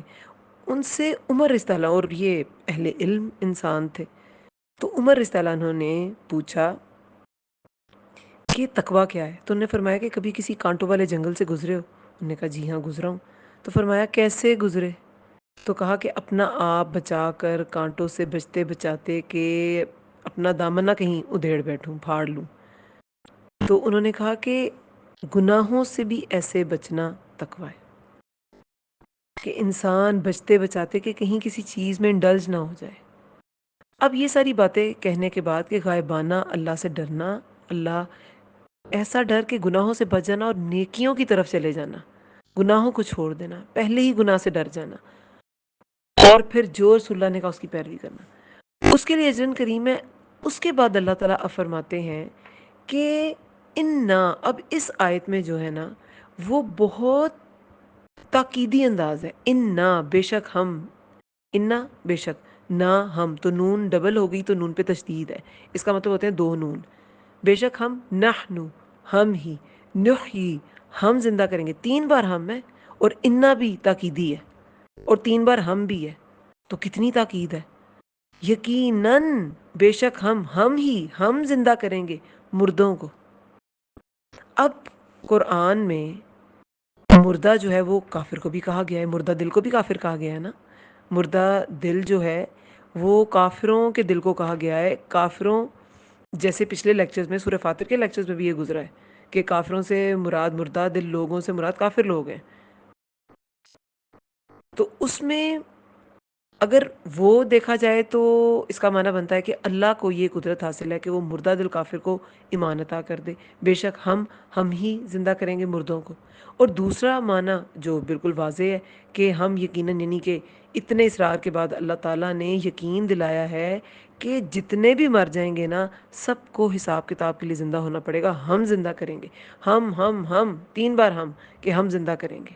اور جو ان کے اعمال لکھ رکھے ہیں، وہ سارے اعمال جو لکھے جا رہے ہیں، جو انہوں نے آگے بھیج دیے اور جو انہوں نے پیچھے جس کے آثار چھوڑ دیے، سب ہم لکھ رہے ہیں. کیوں لکھ رہے ہیں؟ انسان کیوں لکھ کے رکھتا ہے؟ پرانے زمانے میں وہ لوگ سلامیاں لکھتے تھے، ایک شخص بیٹھا ہوتا تھا دولہے کے ساتھ اور اس کی سلامیاں لکھ رہا ہوتا تھا. کیوں لکھتے تھے؟ تاکہ جس نے جتنے پیسے دیے اس کو لوٹائے جا سکیں. ایک عجیب سی رسم تھی، اور شکر ہے کہ اب نہیں ہے. اچھی بات نہیں ہے، کسی بھی طرح کا کوئی بھی تحفہ ہوتا ہے اور لوٹانے کے لیے نہیں ہوتا. لیکن بہرحال نیت یہ ہوتی تھی کہ ان کو واپس کرنے، اچھی نیت ہوتی تھی وہ بھی لوگوں کی کہ واپس کرنے.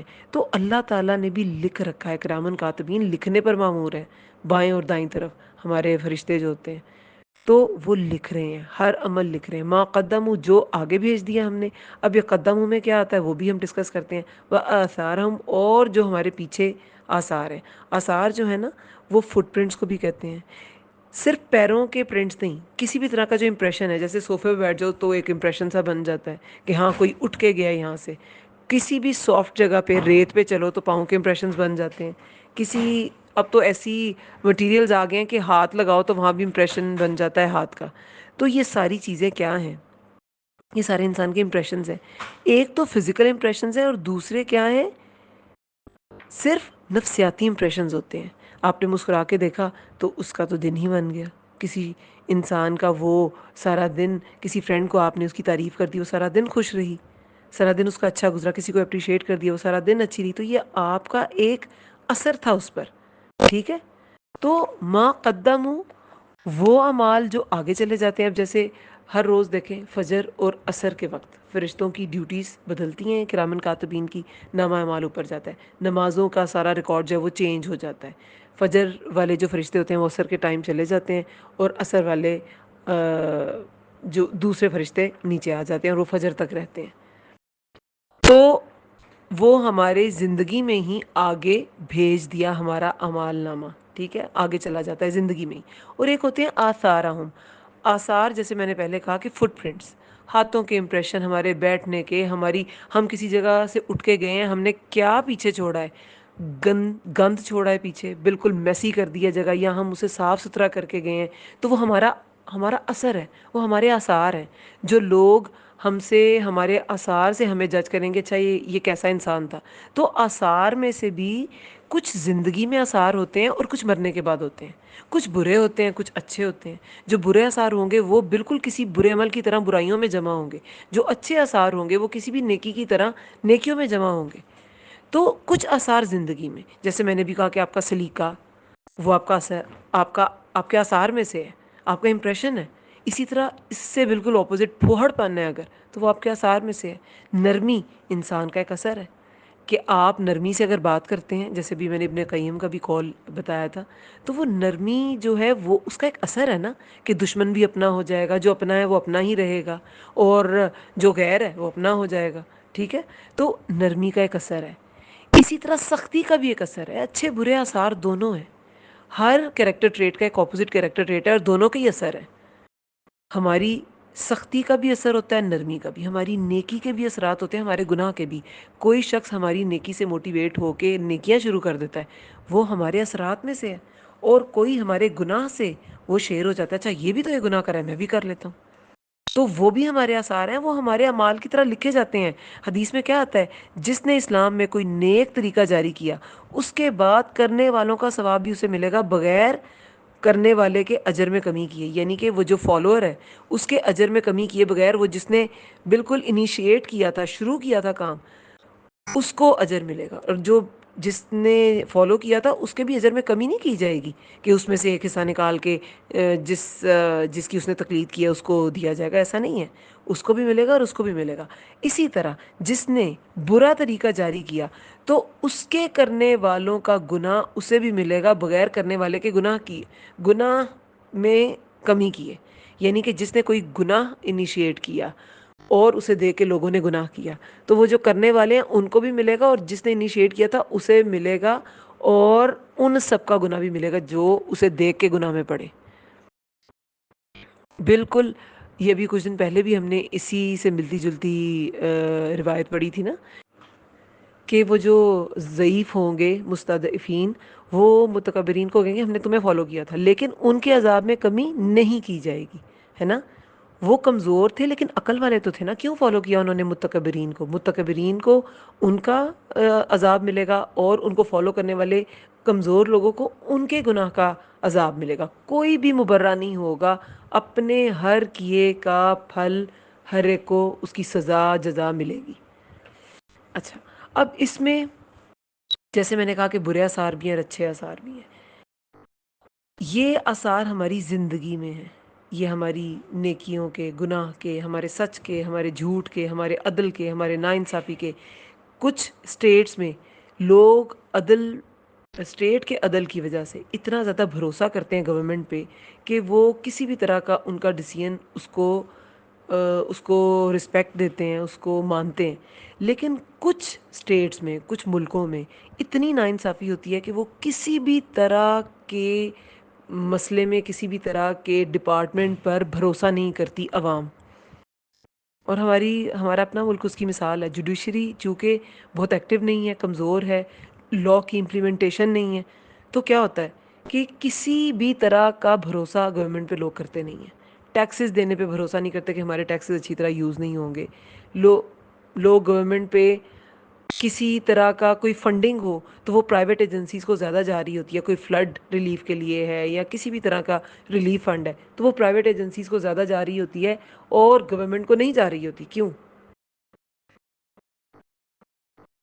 یہ ان کی بے عدلی کا اثر ہے.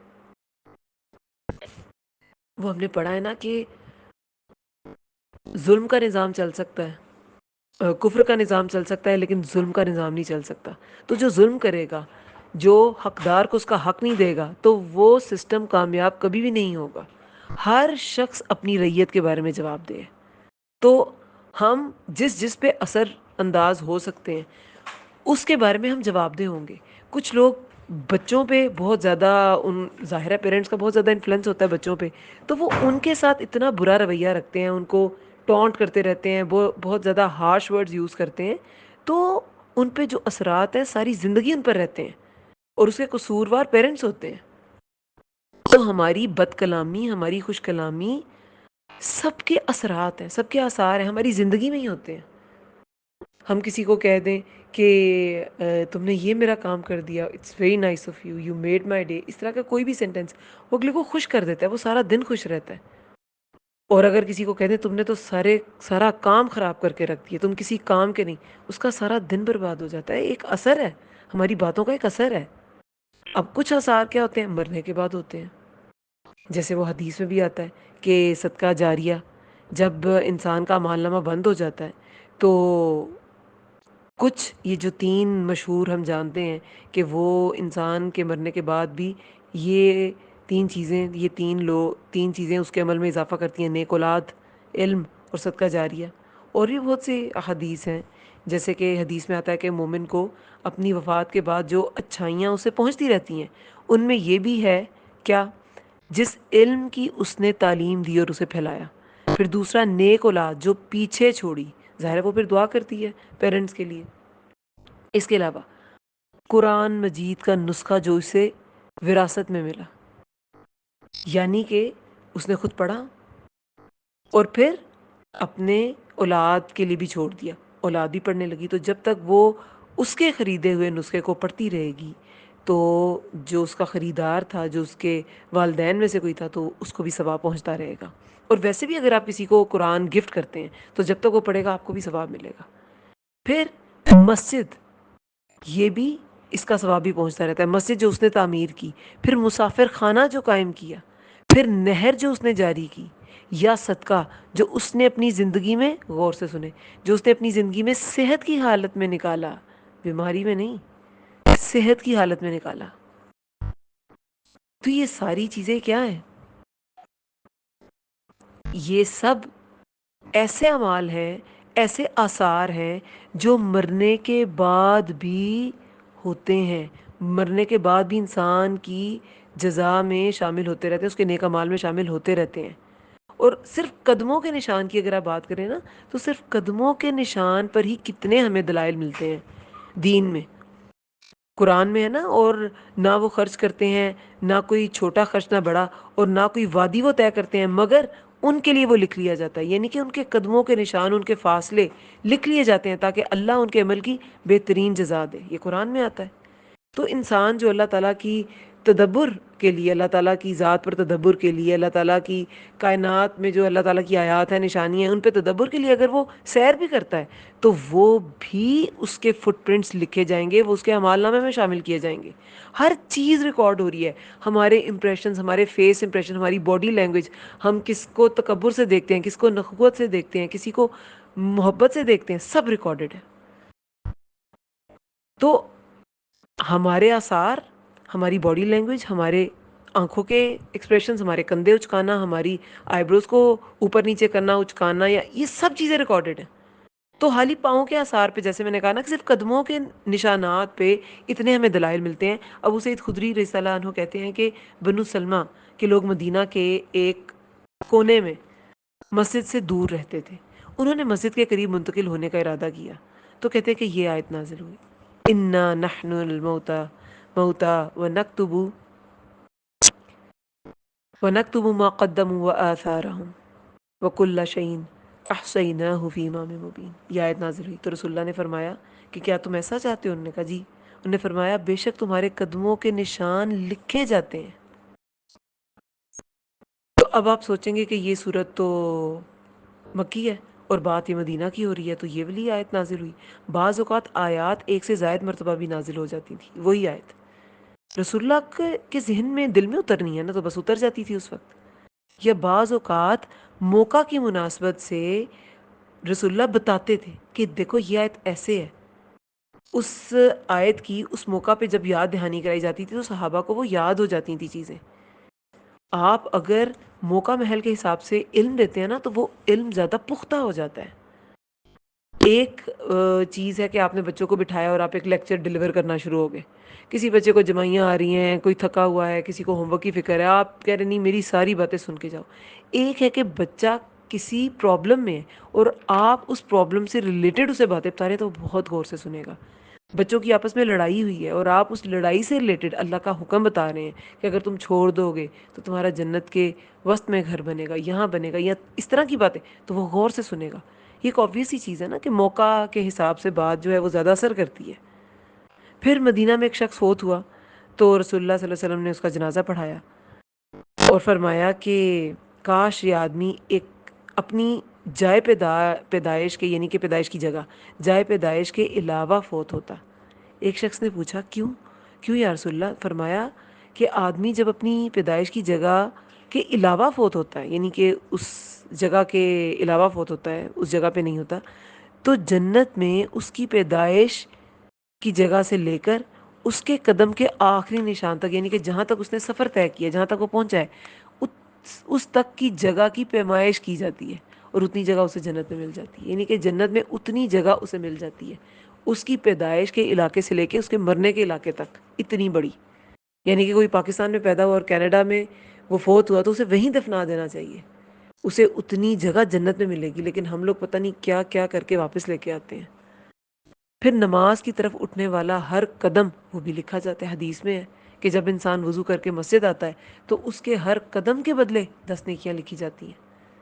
پھر صف ملانے کے لیے جو قدم اٹھایا جائے اس کے لیے حدیث مبارک ہے کہ اس قدم سے بڑھ کر کوئی قدم اللہ کو محبوب نہیں، جو چل کر آئے، یعنی کہ وہ مسجد میں چل کے آیا اور صف کو ملائے۔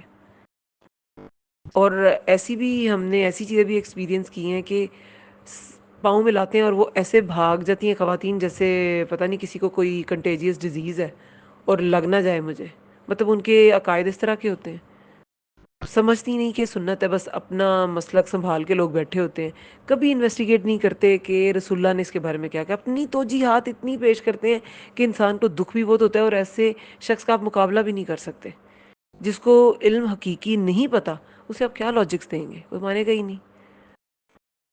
پھر بیت اللہ کا طواف کرتے ہو، اب اس کا اجر بہت زیادہ ہے، اس قدم کا اجر آپ کہیں کہ سب سے ہی زیادہ ہے، کیونکہ حدیث میں آتا ہے کہ جو شخص بیت اللہ کا طواف کرتے ہوئے ایک قدم بھی اٹھاتا یا رکھتا ہے تو اس کے بدلے 10 نیکیاں لکھی جاتی ہیں، 10 گناہ مٹا دیے جاتے ہیں، 10 درجات بلند کیے جاتے ہیں۔ اب یہ زیادہ ثواب ہے، وہ تو 10 نیکیاں تھیں، اس میں تو گناہ بھی مٹ رہے ہیں اور اس میں درجات بھی بلند ہو رہے ہیں۔ پھر اللہ کے راستے میں جو جانور پالا جائے اس کے فٹ پرنٹس وہ آپ کے اعمال نامے میں ایڈ ہو رہے ہوتے ہیں۔ حدیث کا مفہوم ہے کہ جو اللہ کی راہ میں اللہ کے لیے گھوڑا پالے، یعنی کہ جیسے جنگوں کے لیے گھوڑوں کو تیار کیا جاتا تھا، یا کسی بھی اہم سفر کے لیے گھوڑا تیار کیا جاتا تھا، جیسے ہجرت کا سفر کرنا تھا تو ابوبکر صدیق رضی اللہ عنہ نے 2 اونٹنیاں تیار کی تھیں اور انہیں کھلا پلا کے انہیں اچھا خاصا موٹا تازہ کیا تھا اتنے مبارک سفر کے لیے۔ تو وہ دیکھیں پھر اس کے بارے میں کیا ہے کہ ایسے گھوڑے کا پاؤں اٹھانا، جب وہ چلنے لگتے ہیں تو کبھی کبھی وہ دونوں پیر آگے کے اٹھاتے ہیں نا، وہ پاؤں اٹھانا، اس کی لد، اس کی جو بھی ایکسکریشن ہے وہ بھی، اس کا ندی پر سے گزرنا، اور جو پانی وہ پیتا ہے وہ بھی، اور جو پانی وہ پیتا ہے وہ بھی اعمال نامے میں لکھا جاتا ہے، خواہ مالک نے پلانے کی نیت کی ہو یا نہ کی ہو، یعنی کہ اس نے ضروری نہیں کہ مالک کی نیت تھی، نہیں بھی تھی تب بھی اسے ثواب ملے گا، تب بھی ثواب ملے گا۔ اس طرح پاؤں کا یہ بھی آتا ہے کہ گھوڑے کا پاؤں اٹھانا اور پاؤں رکھنا، کیونکہ ایک پاؤں اٹھتا ہے تو ایک رکھا جاتا ہے، یہ سب آثار جو ہے نا یہ اس شخص کے نامہ اعمال میں لکھے جاتے ہیں. آج کی تاریخ میں اگر گاڑیاں ہیں تو ان کا پیٹرول دیکھیں، کوئی خرچ کر کے کسی تعلیمی ادارے میں پہنچتا ہے یا لوگوں کو پہنچاتا ہے تو وہ بھی اس کے آثار میں لکھا جائے گا، اس کی نیکیوں میں لکھا جائے گا. عرب جو تھے وہ لکھنا پڑھنا جانتے نہیں تھے، تو کنکریوں پر وہ شمار کر کے رکھتے تھے کہ اتنے پیسے اس کو دینے ہیں یا اس سے لینے ہیں. اس لیے یہاں پہ احسا کا ورڈ یوز کیا گیا ہے. یہ ہا سعود یا اس کا روٹ ورڈ ہے احصیناہ، اور ہر چیز شمار کر رکھی ہے ہم نے ایک کتاب میں جو واضح ہے، امام مبین میں. ٹھیک ہے. امام، دیکھیں امام جو ہے وہ حاکم وقت کو بھی امام کہتے ہیں. ٹھیک ہے. پھر نماز کا بھی ایک امام ہوتا ہے، کیونکہ نماز کے دوران لوگ امام کو فالو کر رہے ہوتے ہیں. تو جیسے ایک ملک کا حاکم امام ہے، اس طرح نماز کا بھی ایک امام ہے، کتاب کو بھی امام کہا جاتا ہے. مبین ہوتا ہے صریح، واضح. بعض نے اسے لوح محفوظ کہا ہے، بعض نے اسے اعمال نامہ مراد لیا ہے. تو لوح محفوظ میں تو خیر اعمال نامے بھی ریکارڈڈ ہے، انسان کی تقدیریں بھی ریکارڈڈ ہے، تو زیادہ آپ کہہ لیں کہ راجح ہے رائے. لیکن بہرحال امام مبین ایک کتاب ہے جو واضح ہے، کھلی ہے، جس میں احصاء یعنی کہ شمار ہے. کس کا شمار ہے؟ شمار کر رکھا ہے، ہر چیز کو شمار کر رکھا ہے. اب ہر چیز میں آپ کے ہر طرح کے آثار آتے ہیں. ٹھیک ہے، جو زندگی میں ہیں، جو مرنے کے بعد ہیں، ہر طرح کے آثار. دیکھیں کچھ اثرات ہوتے ہیں جو آپ چھوڑتے ہیں، ٹھیک ہے، جگہوں پر یا دوسرے لوگوں پر. اور کچھ اثرات ایسے ہوتے ہیں جو دوسرے لوگ آپ پر چھوڑتے ہیں، ہے نا، وہ بھی اثرات ہوتے ہیں. تو ہمیشہ یہ کوشش رکھیں کہ کسی پہ نیگیٹو اثرات جو ہے نا وہ نہ ڈالیں، اور نہ ہی کسی کے نیگیٹو اثرات کو قبول کریں.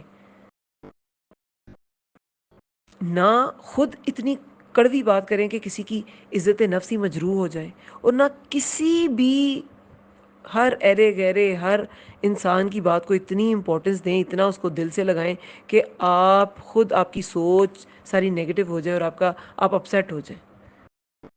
جو لوگ نیگیٹو باتیں کرتے ہیں نا، ان سے بہترین بدلہ یہی ہوتا ہے ان کا، کہ ان کا اثر قبول نہ کیا جائے، ان کے آثار قبول نہ کیے جائیں. کانوں سے سنا ہے مگر دماغ میں، دل میں کہیں اس کو جگہ نہ دیں. تو یہ آثار جو ہے نا بڑی امپورٹنٹ چیز ہے. یہ انسان کی سوچ بدل دیتے ہیں، یہ انسان کی طبیعت پہ بہت اثر کرتے ہیں. اب تو لوگوں کے آثار کو ریکارڈ کرنے کے اتنے نئے نئے طریقے ایجاد کیے جا رہے ہیں. یہ جو اسکن سپیچ تھیوری ہے، کہ ایسے ٹولز انوینٹ کرنے کی کوشش کی جا رہی ہے کہ اسکن جو ہے وہ سب سے زیادہ اس میں ریسیپٹرز ہوتے ہیں، یہ باتوں کو ایبزارب کرتی ہے. تو اسکن کے ذریعے معلوم ہو سکیں کہ یہاں کیا باتیں ہوئی تھی کسی کی اسکن کے ذریعے. تو ایسے ٹولز انوینٹ کیے جا رہے ہیں. جھوٹ سچ جاننے کی تو مشینیں ہیں ہی. مجرموں کو انٹیروگیٹ کرنے کے لیے وہ لگاتے ہیں نا، ان کی کلائیوں سے ان کے ڈفرینٹ پوائنٹس پہ وہ لگاتے ہیں، وہ بیٹ چیک ہوتی ہے، شاید جھوٹ بولنے پر زیادہ ہو جاتی ہیں، جو بھی وٹ ایور اٹ از، کہ اس طرح کی چیزیں تو ہیں. تو اللہ کے ہاں اگر دنیا کا انسان جھوٹ سچ کیلکولیٹ کر سکتا ہے، انٹیروگیٹ کر سکتا ہے، تو اللہ کے ہاں چھوٹے سے چھوٹا اثر وہ کیلکولیٹ کرنا، اس کا احصاء کرنا کوئی مشکل نہیں ہے. کوئی چھوٹا سا عمل، اس کو ریکارڈ کرنا، اس کا اثر ریکارڈ کرنا، اس کی نیتیں ارادے ریکارڈ کرنا، سب کچھ اللہ کے ہاں کچھ ناممکن نہیں ہے. ایک عمل سے ریلیٹڈ جتنی چیزیں ہیں، آپ کی نیت، آپ کا ارادہ، آپ کی کوشش، سب کچھ ریکارڈ کی جاتی ہے. آپ کتنے مخلص تھے اپنی کوششوں میں، کتنے مخلص تھے اپنی نیت میں. جس طرح جسم اور روح کا تعلق ہے نا، اسی طرح عمل اور آثار کا تعلق ہے. جسم ختم ہو جاتا ہے، روح رہتی ہے نا. جسم تو ڈیکمپوز ہو جاتا ہے مٹی میں جا کے، اسی طرح عمل ختم ہو جاتا ہے مگر آثار رہ جاتے ہیں. جب آپ مر گئے، عمل کا سلسلہ ختم ہو گیا لیکن آثار رہ جاتے ہیں. لوگ جب اچھی الفاظ میں انسان کو یاد کرتے ہیں، وہ اس انسان کے آثار ہوتے ہیں. آثار میں کیا کیا چیزیں آتی ہیں؟ صرف آپ کے وہ آثار نہیں ہیں کہ آپ چیزیں کیسی چھوڑ کے گئے، آپ صفائی کتنی رکھ کے گئے، آپ نے بات کس سے کتنی اچھی طرح کی. آثار میں بہت کچھ آتا ہے.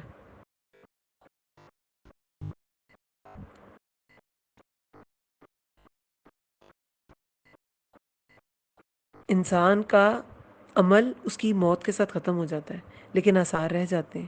ان آثار میں ایک بہت امپورٹنٹ چیز لوگوں کی طرف سے گواہیاں ہیں۔ لوگ گواہی دیتے ہیں کہ یہ ایسا تھا، یہ ایسا تھا، وہ بھی ہمارے اثرات ہوتے ہیں نا۔ آپ نے کسی کی مدد کی تو وہ آپ کو ہمیشہ یاد کرتا رہے گا، اس نے میرے اس وقت پہ مدد کی تھی جب کوئی میرے ساتھ نہیں تھا۔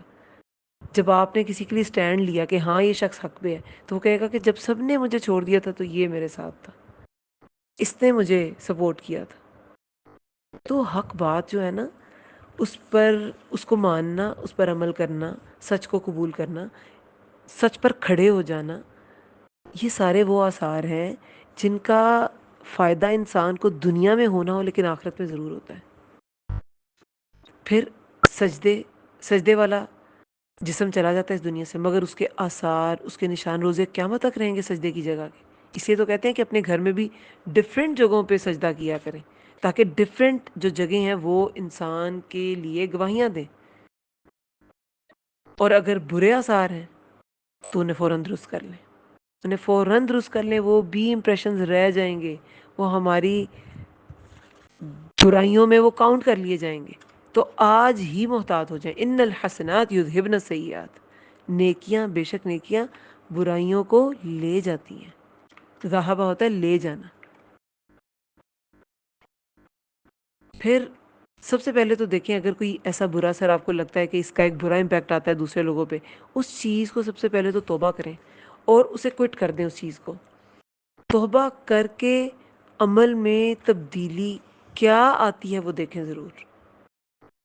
اگر توبہ وہ صرف زبانی توبہ ہے اور عمل آپ کا پھر نہیں بدلا، پھر اس توبہ کا تو کوئی فائدہ نہیں ہے۔ توبہ کا تو مطلب یہ ہے کہ آپ نے اس عمل کو قبول کر لیا کہ میں نے کیا، اب نہیں کرنا، فیوچر میں نہیں کرنا، اور اس کی جگہ اس کو ریپلیس بھی کرنا ہے نیکی سے۔ برائیوں کے آثار جب آپ مٹاتے جائیں گے نا، تو خود بخود اس کی جگہ نیکیاں لیتی جائیں گی، نیکیاں بڑھاتے جائیں گے، تو ایک وقت آئے گا کہ نیکیاں اوور وے ہو جائیں گی برائیوں سے، برائیوں کی جگہ ہی نہیں بچے گی، اور نیکیاں جو ہیں وہ آپ کے اعمال میں وہ زیادہ ہو جائیں گی۔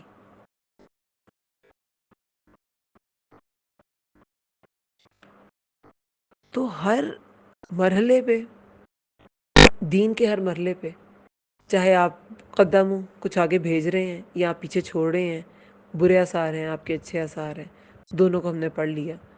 مرنے کے بعد آثار ہیں یا اپنی زندگی میں آثار ہیں، سب اگر آپ نے اچھے رکھنے ہیں تو یہ چیز قربانی اور محنت مانگتی ہے۔ محنت سے جو بھی آپ عادت بدلیں گے اس کے نتائج بھی پازیٹیو ہوں گے، نتائج بھی اس کے اثرات اس کے بدل جائیں گے، اچھے ہو جائیں گے۔ تو خیر کے مواقع ڈھونڈیں اور محنت کریں، محنت کریں، اللہ کا قرب حاصل کرنے کی کوشش کریں، اپنے آثار بنائیں، اچھے آثار چھوڑ کے جائیں۔ رسول اللہ نے کیا فرمایا، کیا تم جانتے ہو میرے کہ مرتبے کے لحاظ سے قیامت کے روز میرے قریب کون ہوگا؟ کندھے جھکا کر رکھنے والے، وہ لوگ جو جو لوگوں سے محبت کرتے ہیں اور لوگ ان سے محبت کرتے ہیں، یہ قیامت کے دن اللہ تعالیٰ کے قریب ہوں گے۔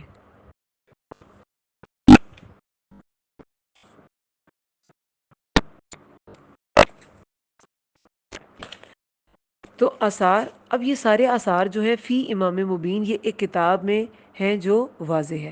اب یہ کتاب جیسے کہ میں نے بتایا کہ لوح محفوظ بھی مراد ہے اور اعمال نامہ بھی مراد ہے، تو یہ اس میں محفوظ ہے۔ ہمیں ڈرنا چاہیے کہ وہ لوح محفوظ جو ہے اللہ تعالیٰ کے پاس محفوظ ہے، اور کوئی ایسی وہ کتاب نہیں ہے یا وہ کسی ایسی جگہ پہ نہیں ہے کہ وہاں پہ کوئی ایرر آ سکے، کوئی چیز کوئی مسٹیک، کچھ بھی نہیں ہو سکتا۔ وہ جیسی ہے ویسے ہی محفوظ رہے گی۔ تو ضرورت اس بات کی ہے کہ ہم دعا مانگے، یا اللہ ہم ہمیشہ ان لوگوں میں ہوں جن کے جو قدم ہوں آگے چلے گئے وہ بھی بہت اچھے تھے اور ان کے آثار بھی بہت اچھے ہوں، تاکہ ہم فلاح پا جائیں۔ آمین رب العالمین۔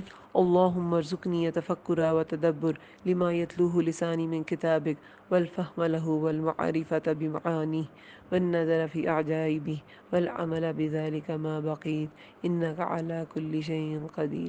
اے اللہ تیری کتاب قرآن میں سے میری زبان جو پڑھتی ہے اس میں مجھے تفکر، تدبر اور اس کی سمجھ عطا فرما، اور اس کے معنوں اور عجائبات کی پہچان کروا، اور جب تک میں زندہ ہوں اس کے مطابق عمل کروں۔ بے شک تو ہر چیز پر قدرت رکھنے والا ہے۔ آمین یا رب العالمین۔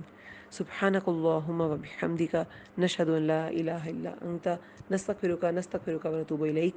السلام علیکم ورحمۃ اللہ وبرکاتہ۔